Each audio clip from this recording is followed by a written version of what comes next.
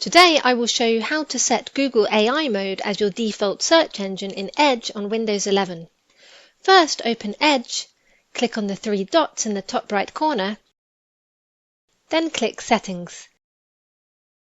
Select Privacy, Search and Services from the left-hand menu.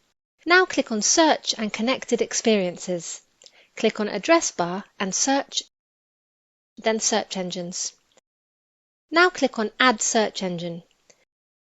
Enter the following details: search engine Google AI Mode,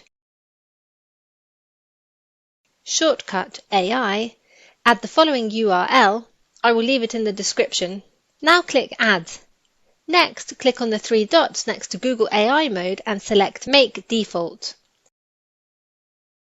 All done. Now let's test it.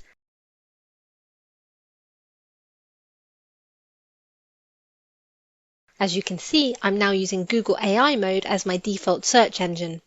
Please note that for this to work, you will need to make sure that Copilot mode under AI Innovation is turned off. If you have any questions, please leave a comment below the video.